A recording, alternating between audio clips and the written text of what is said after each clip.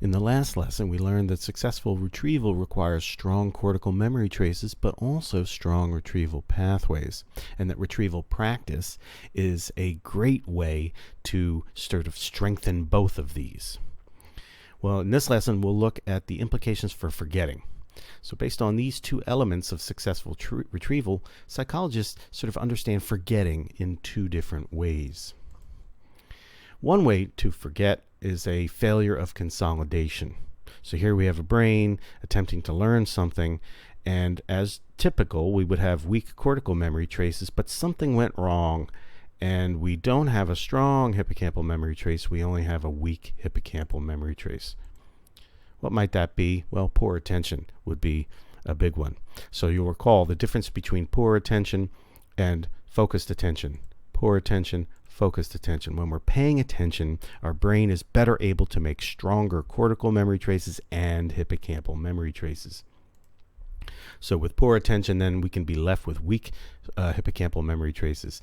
And not only that, that's going to impair our ability to retrieve this recently learned information, but also it'll impair our ability to do consolidation during sleep.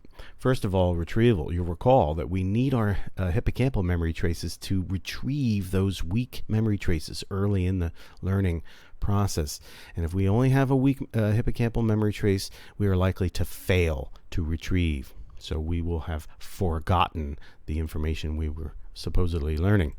And in addition, you'll recall when we go to sleep, we do consolidation. We fire up the hippocampal memory traces to strengthen the cortical ones. Well, if we only have a weak hippocampal memory trace, then that consolidation process will be less effective, less efficient. It will not proceed as normal, and we will not be able to strengthen those cortical memory traces to the same extent as if we had strong hippocampal memory traces.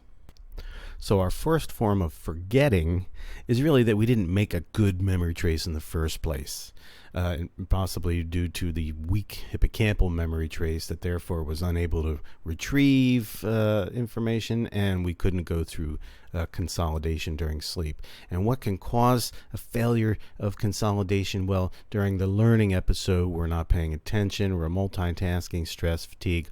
All of these can contribute to a failure to consolidate the information in the first place. That's one way to forget. We never really made a good memory trace in the first place.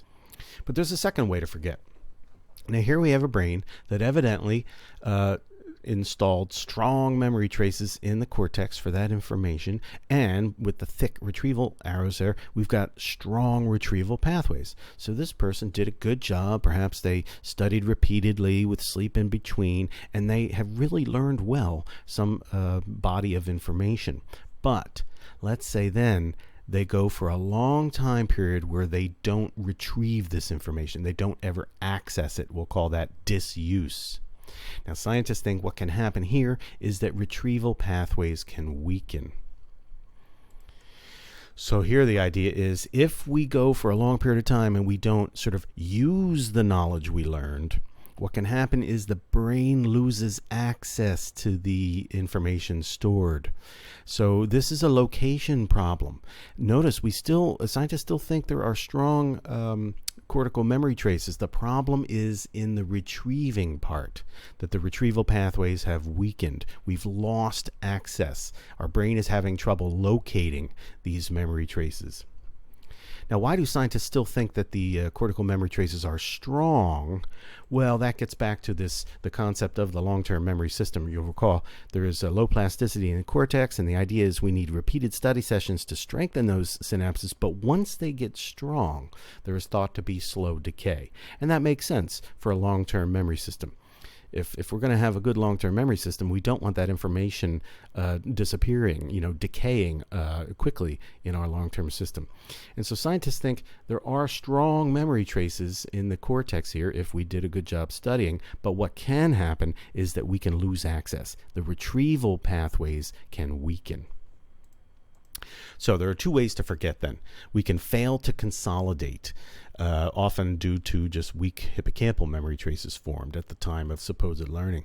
But then there is also the issue of disuse. Even if we learn something very well, if we don't retrieve that information very often, the retrieval pathways can weaken even though we still have that information well stored in our long-term memory system. Incidentally, another observation that supports the idea that we can have strong memory traces but still forget that information, and that forgetting is due to failure to access that information, is that if we were struggling to remember something that we knew well at one point, but somebody reminds us of that information, then we enjoy strong retrieval for considerable time after that, as though that we still had the strong memory traces, but now the reminder has helped us strengthen those retrieval pathways again so that we can have easy access in the future. So notice then, retrieval practice, spaced out in time, is preventing both kinds of forgetting. You will strengthen retrieval pathways during your study session every time you attempt to retrieve the same information. Somebody asks you the question and you give the answer, etc. But you'll also be strengthening the cortical memory traces as consolidation occurs each night during sleep.